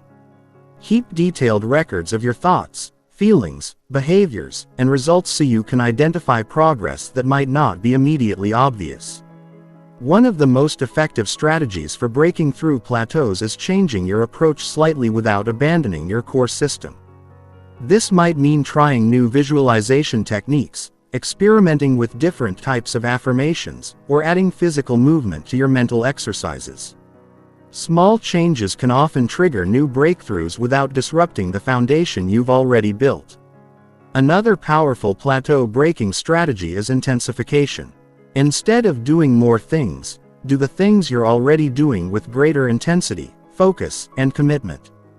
Spend more time on your morning programming. Make your visualizations more vivid and detailed. Practice your new identity with greater consistency throughout the day. Remember that plateaus are temporary. Every successful person who has achieved significant transformation has experienced multiple plateaus and breakthrough cycles. The key is to persist through the plateaus with the same commitment you had during periods of rapid progress. The most important mindset shift you can make regarding resistance and plateaus is to see them as normal parts of the transformation process rather than problems to be avoided. When you expect resistance and plateaus, you're prepared for them. When you're prepared for them, you can navigate them more effectively. And when you can navigate them effectively, they become stepping stones rather than roadblocks on your path to mental mastery. Resistance and plateaus are not your enemies.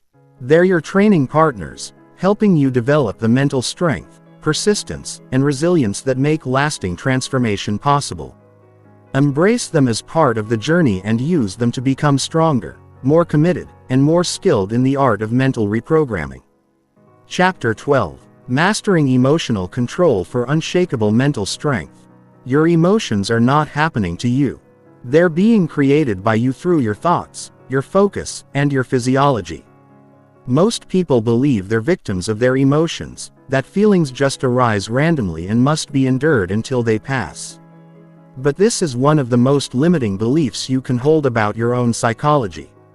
When you understand that emotions are generated by specific mental and physical processes, you can learn to control those processes and take command of your emotional experience. Emotional control isn't about suppressing feelings or pretending to be happy when you're not. It's about developing the ability to consciously choose your emotional state based on what will serve you best in any given situation. It's about becoming the director of your emotional experience rather than a passive observer of whatever feelings happen to arise. The first step in mastering emotional control is understanding the anatomy of emotion.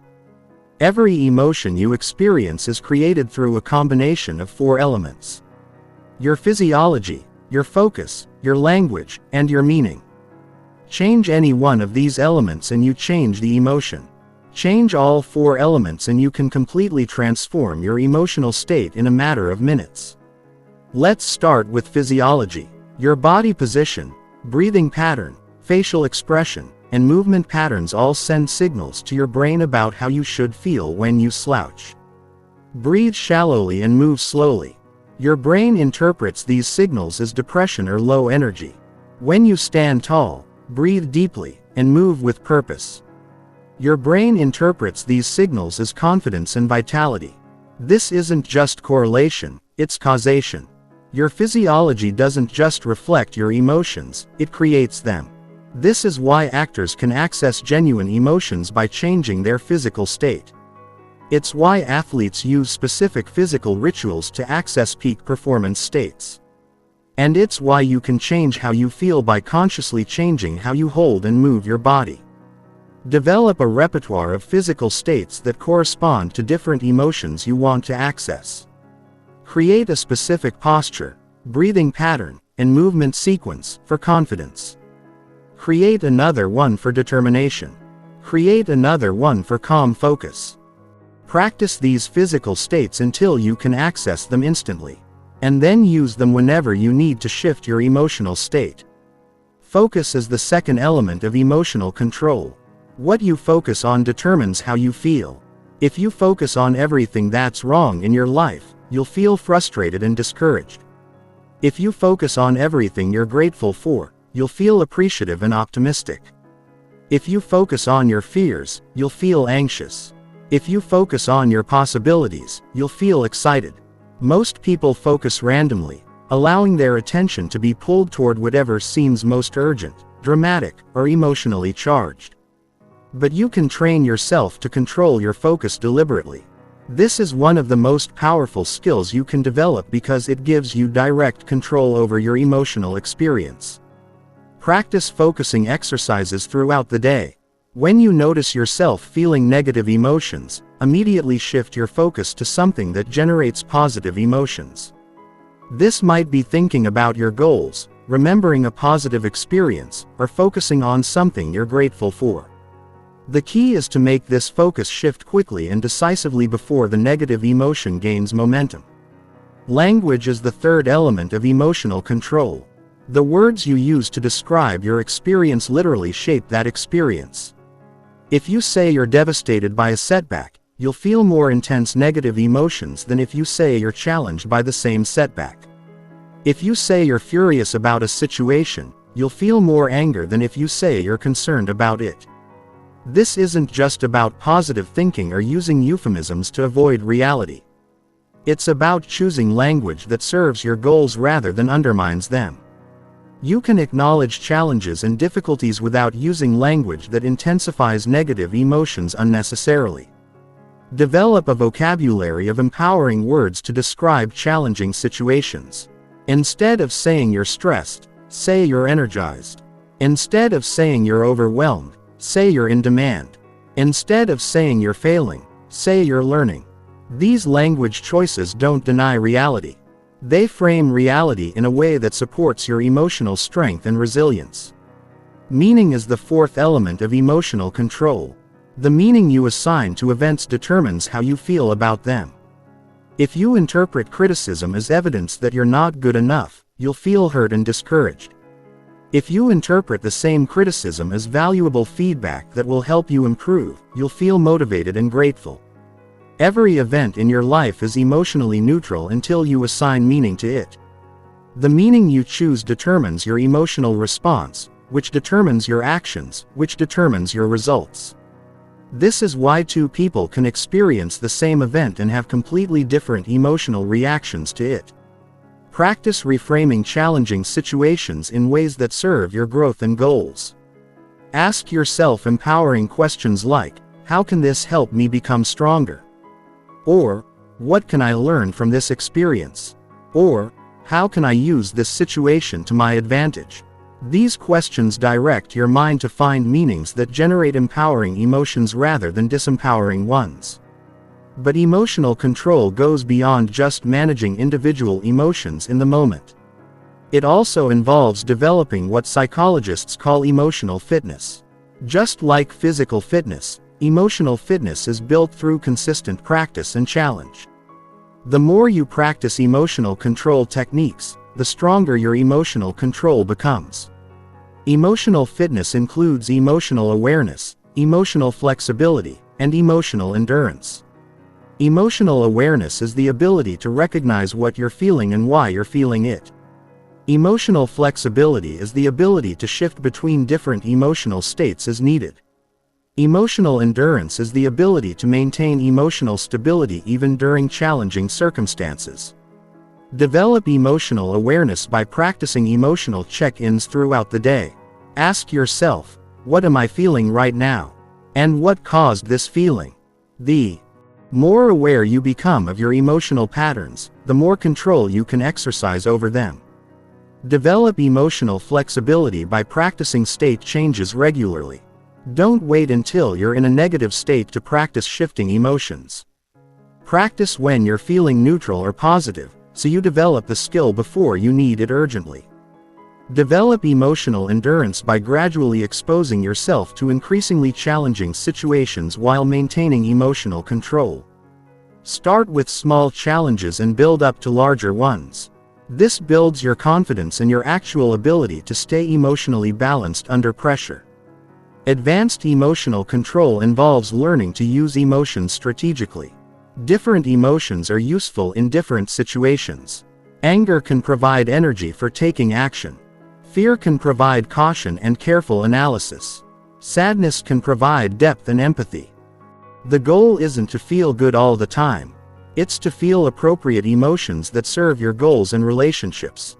Learn to access specific emotions on demand based on what the situation requires. If you need to make a difficult decision, access calm, analytical emotions.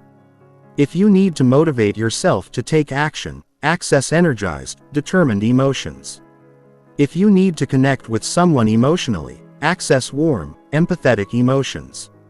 The ultimate goal of emotional control is emotional sovereignty. This means that your emotional state is determined by your conscious choices rather than by external circumstances or unconscious patterns. When you achieve emotional sovereignty, you become unshakable. You can maintain inner peace during chaos, confidence during uncertainty, and optimism during setbacks. Emotional sovereignty doesn't mean you become emotionless or that you never feel negative emotions. It means that you feel emotions consciously and strategically rather than unconsciously and reactively. You become the author of your emotional experience rather than a character in a story written by circumstances. This level of emotional control takes time and practice to develop. But it's absolutely achievable for anyone willing to commit to the process. When you master emotional control, you master one of the most important aspects of mental reprogramming. Because when you can control how you feel, you can control how you think. And when you can control how you think, you can control your entire life experience. Chapter 13. Building unshakable confidence that nothing can destroy. Confidence is not a personality trait that you either have or don't have. It's not something you're born with or without. Confidence is a skill that can be developed systematically through specific mental and behavioral practices. Most people wait to feel confident before they take action. But this approach guarantees that confidence will never develop. True confidence is built by taking action despite fear, doubt, and uncertainty. The first thing you need to understand about confidence is that it's not the absence of fear or doubt. Confident people feel fear and doubt just like everyone else. The difference is that they've learned to act in spite of these feelings rather than being paralyzed by them. They've developed what psychologists call courage, which is not the absence of fear, but action in the presence of fear. Most people's confidence is fragile because it's based on external validation and past successes. They feel confident when things are going well and lose confidence when they encounter setbacks or criticism. But this kind of confidence is unreliable because it depends on circumstances outside your control. True unshakable confidence is based on your relationship with yourself rather than on external outcomes. Unshakable confidence has three foundations: self-acceptance, self-efficacy, and self-reliance. Self-acceptance means you value yourself regardless of your performance or other people's opinions. Self-efficacy means you believe in your ability to learn, grow, and handle whatever challenges arise. Self-reliance means you don't need external validation or approval to feel good about yourself. Let's start with building self-acceptance. Most people's confidence is undermined by harsh self-criticism and perfectionist standards. They constantly judge themselves, compare themselves to others, and focus on their flaws and failures. This internal criticism creates a foundation of self-doubt that makes sustainable confidence impossible. Self-acceptance doesn't mean you think you're perfect or that you don't want to improve. It means you recognize your inherent worth as a human being regardless of your current level of skill, success, or social approval. It means you treat yourself with the same kindness and understanding you would show to a good friend. Practice self-compassion by changing your internal dialogue from criticism to coaching. Instead of saying, "I'm such an idiot for making that mistake," say, "That didn't work out as planned. What can I learn from this experience?" Instead of saying, "I'm terrible at this," say, "I'm still learning how to do this." Well, this isn't about lowering your standards or accepting mediocrity. It's about creating an internal environment that supports growth rather than undermines it. When you accept yourself unconditionally, you free up mental energy that was previously spent on self-criticism and redirect it toward improvement and achievement.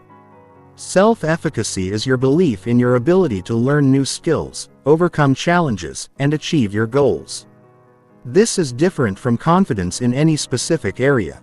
You might not be confident about giving presentations right now, but you can be confident in your ability to become good at giving presentations through practice and learning.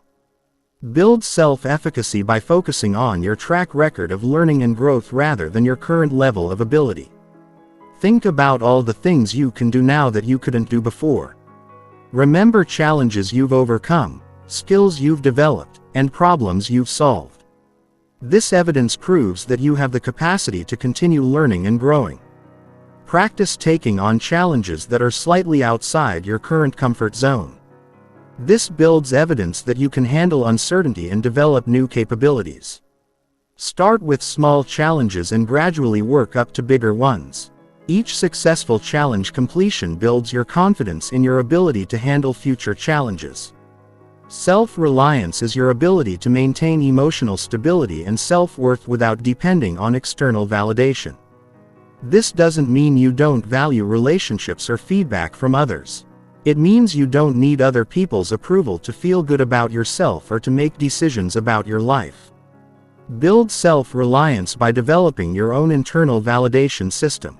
Instead of looking to others to tell you whether you're doing well, develop your own criteria for success and progress. Learn to acknowledge your own achievements, celebrate your own growth, and trust your own judgment about what's right for you. Practice making decisions based on your own values and goals rather than on what others expect or approve of. Start with small decisions and work up to bigger ones. Each time you make a decision based on your own judgment rather than external pressure, you strengthen your self-reliance. But confidence isn't just an internal state. It's also expressed through your behavior, your communication, and your presence. The way you carry yourself, speak, and interact with others either reinforces or undermines your internal confidence. This is why working on confident behavior is just as important as working on confident thinking. Confident body language includes standing tall, making appropriate eye contact, speaking clearly, and moving with purpose. These behaviors don't just reflect confidence, they create it. When you act confidently, you begin to feel more confident.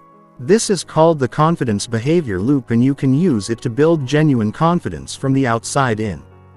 Practice confident behavior even when you don't feel confident inside. This isn't about being fake or pretending to be someone you're not. It's about acting like the confident version of yourself until that confident version becomes your natural way of being. Confident communication involves speaking up for yourself, expressing your opinions clearly, asking for what you want, and setting appropriate boundaries. Many people undermine their confidence by apologizing unnecessarily, speaking tentatively, or avoiding difficult conversations. Practice assertive communication by expressing your thoughts and needs clearly and directly. This doesn't mean being aggressive or demanding. It means being honest and straightforward about your perspectives and preferences while respecting others' right to their own perspectives and preferences. Confident decision-making involves gathering relevant information, considering your options, making a choice, and then committing to that choice without excessive second-guessing. Confident people understand that no decision is perfect and that mistakes are learning opportunities rather than disasters. Practice making decisions more quickly and with less information than you think you need. Most decisions can be changed or adjusted later, so perfectionism in decision is often just a form of procrastination. Build your confidence by making more decisions and learning from the results. One of the most powerful confidence-building practices is what psychologists call mastery experiences. These are situations where you successfully accomplish something that was challenging for you. Each mastery experience builds evidence that you're capable of growth and achievement, which strengthens your overall confidence. Deliberately seek out mastery experiences by setting goals that challenge you but are still achievable with effort and persistence. Break larger goals into smaller milestones so you can experience success more frequently. Celebrate each achievement to reinforce the positive impact on your confidence. Another powerful confidence-building practice is visualization of confident behavior. Spend time mentally rehearsing yourself acting confidently in various situations. See yourself speaking up in meetings, starting conversations with strangers, taking on challenging projects, and handling criticism gracefully. Make these visualizations as detailed and realistic as possible. Feel the emotions of confidence. See yourself acting with poise and purpose. And hear yourself speaking with clarity and conviction. This mental rehearsal prepares your mind for confident behavior in real situations. The ultimate goal is to develop what psychologists call core confidence. This is confidence that comes from who you are rather than from what you do. It's the unshakable belief that you can handle whatever life presents and that you're worthy of respect, love, and success regardless of external circumstances. Core confidence takes time to develop, but it's worth the effort because it can't be taken away by setbacks, criticism, or failures. When you have core confidence, you approach life from a position of strength rather than fear. You take more risks, pursue bigger dreams, and recover more quickly from disappointments. Remember that building confidence is a process, not a destination. Even the most confident people continue to work on their confidence throughout their lives. The goal isn't to reach a point where you never feel doubt or uncertainty. The goal is to develop the ability to act confidently despite these feelings, knowing that your worth and capabilities aren't determined by any single outcome or opinion. Chapter 14. Creating Unstoppable Momentum and Lasting Change.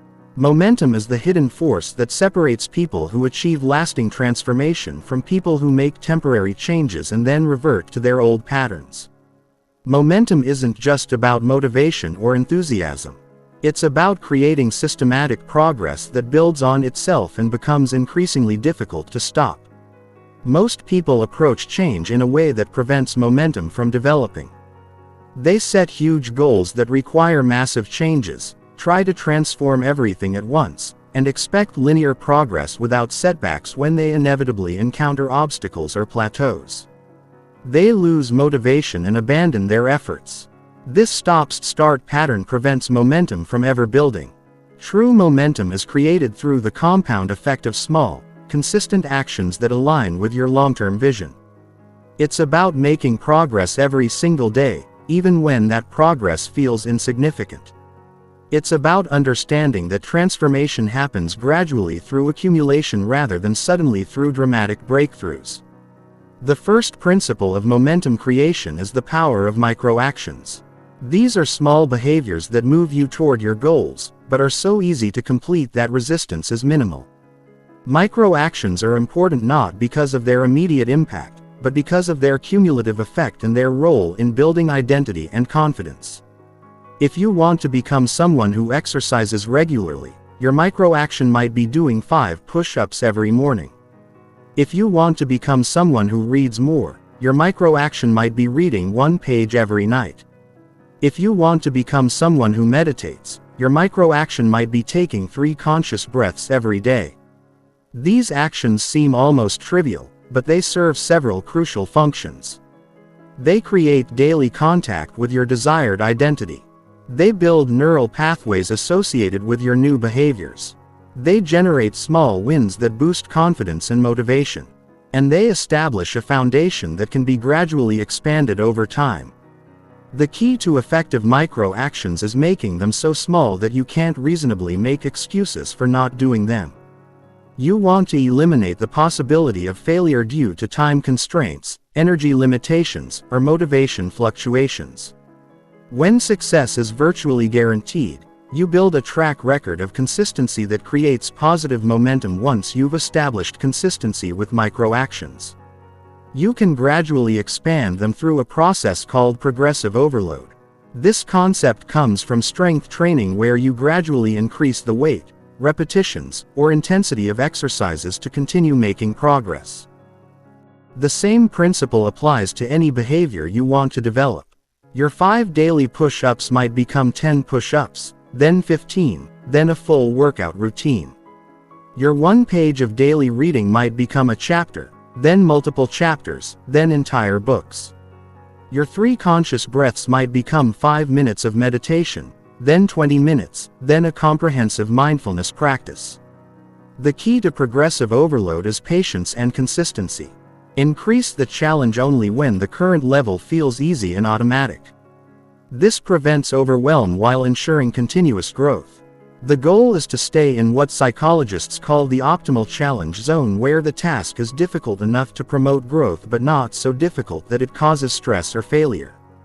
The second principle of momentum creation is systematic progress tracking. You need concrete evidence that you're moving forward, especially during periods when progress feels slow or invisible.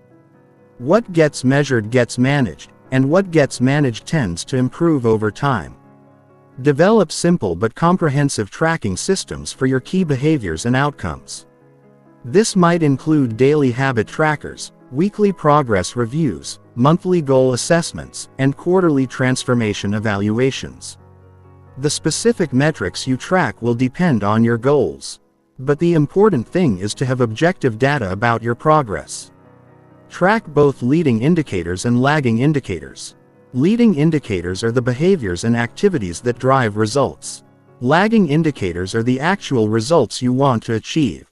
For example, if your goal is to lose weight, exercising and eating healthy are leading indicators while your actual weight is a lagging indicator. Focus most of your attention on leading indicators because these are within your direct control. If you consistently do the right behaviors, the results will follow eventually. But if you focus only on results, you might get discouraged during periods when results are slow to appear despite consistent effort. Review your tracking data regularly to identify patterns, celebrate progress, and make adjustments to your approach. This review process helps you stay connected to your transformation journey and provides motivation during challenging periods. The third principle of momentum creation is environmental momentum. Your environment should be structured to make forward progress easier and backward momentum harder. This means removing obstacles to positive behaviors while creating obstacles to negative behaviors. Design your physical environment to support your desired habits. If you want to exercise more, lay out your workout clothes the night before. If you want to eat healthier, remove junk food from your house and stock it with healthy options. If you want to be more productive, create a dedicated workspace that's free from distractions. Design your social environment to reinforce your transformation. Spend more time with people who embody the qualities you want to develop. Join groups or communities where your desired behaviors are normal and expected. Limit time with people who reinforce old patterns or discourage your growth. Design your digital environment to support your goals. Unfollow social media accounts that promote limiting beliefs or negative behaviors. Subscribe to content that reinforces your desired identity and provides practical strategies for growth. Use apps and tools that make positive behaviors easier and negative behaviors harder. The fourth principle of momentum creation is identity momentum. As you consistently perform new behaviors, you begin to see yourself differently. This identity shift creates momentum because you start acting in ways that are consistent with your new self-image. Actively cultivate your new identity through visualization, affirmations, and behavioral consistency. Don't wait until you've achieved your goals to start identifying with your desired identity.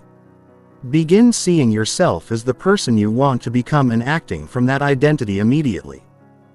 Use identity-based language when you talk to yourself and others. Instead of saying, "I'm trying to eat healthy," say, "I'm a healthy person." Instead of saying, "I'm working on being more confident," say, "I'm a confident person." This language shift reinforces your new identity and makes identity-consistent behaviors feel more natural. Celebrate identity wins, not just outcome wins. When you choose a healthy meal, celebrate the fact that you're acting like a healthy person. When you speak up in a meeting, celebrate the fact that you're acting like a confident person. These identity celebrations reinforce your new self-image and create momentum toward continued growth. The fifth principle of momentum creation is compound momentum. This occurs when multiple positive changes start reinforcing each other, creating accelerating progress across all areas of your life. For example, improving your health might give you more energy for work, which leads to better performance and increased confidence, which motivates you to take care of your health even more. Look for opportunities to create positive feedback loops between different areas of improvement. Choose goals and behaviors that support each other rather than competing for your time and energy. This integrated approach creates synergistic momentum that's more powerful than the sum of its parts. Be patient with the momentum building process. Momentum takes time to develop, but once it's established, it becomes increasingly powerful and self-sustaining. The first few weeks or months of any transformation process are the most difficult because you're working against inertia and old patterns. But as momentum builds, change becomes easier and more automatic. Remember that momentum can work in either direction. Just as positive momentum makes continued progress easier, negative momentum makes continued decline easier. This is why it's crucial to guard your momentum carefully and to get back on track quickly when you experience setbacks. The most successful people understand that transformation is not about perfection but about momentum. They focus on consistent forward progress rather than flawless execution. They understand that small actions compound over time to create massive results. And they protect their momentum as one of their most valuable assets. When you master the principles of momentum creation, you stop relying on motivation and willpower to drive your transformation. Instead, you create systems and environments that naturally pull you toward your desired outcomes. You become someone who doesn't just achieve goals, but who continuously grows and evolves throughout their life. Chapter 15. Taking complete control of your destiny. You have reached the final chapter of this journey. But this is not an ending. This is the beginning of a completely new way of living. Everything you've learned up to this point has been preparing you for this moment when you make the decision to take complete control of your mind and through it your entire destiny. Most people live their entire lives as passengers in their own existence. They let circumstances dictate their emotions. They let other people's opinions determine their self-worth. They let past experiences define their future possibilities. They let unconscious programming control their thoughts, decisions, and actions. But you now understand that none of this is necessary. You have learned that your mind is not your master, but your servant. You have discovered that your thoughts are not facts, but choices. You have realized that your identity is not fixed, but fluid. You have understood that your emotions are not happening to you but being created by you. And most importantly, you have seen that your future is not predetermined by your past but is being created by your present choices. The knowledge you now possess is incredibly powerful. But knowledge without action is worthless. Information without implementation changes nothing. Understanding without application leaves you exactly where you started. The question now is not whether you can transform your life but whether you will transform your life. Taking complete control of your destiny requires three fundamental commitments. The commitment to awareness, the commitment to responsibility, and the commitment to action. These commitments must be made not just intellectually but emotionally and spiritually. They must become part of who you are, not just what you think about. The commitment to awareness means you agree to pay attention to what's happening in your mind at all times. You commit to noticing your thoughts, observing your emotions, and recognizing your patterns. You commit to staying conscious instead of operating on autopilot. You commit to being the observer of your internal experience rather than being unconsciously controlled by it. This awareness commitment is not a passive activity. It requires active vigilance and constant choice. Every moment of every day, you have the opportunity to be aware or to be unconscious. Most people choose unconsciousness because it's easier and more comfortable. But unconsciousness is what keeps people trapped in limiting patterns. Awareness is the foundation of all transformation because you cannot change what you do not see. When you commit to awareness, you commit to seeing your mind clearly and honestly without self-deception or avoidance. This can be uncomfortable at first because awareness reveals patterns and programming that you might prefer to ignore. But this discomfort is temporary. While the benefits of awareness are permanent, the commitment to responsibility means you agree to take complete ownership of your thoughts, emotions, behaviors, and results. You commit to stopping all victim thinking, excusing, and blame shifting. You commit to recognizing that you are the author of your own experience, regardless of what external circumstances may arise. Responsibility is not the same as fault or blame.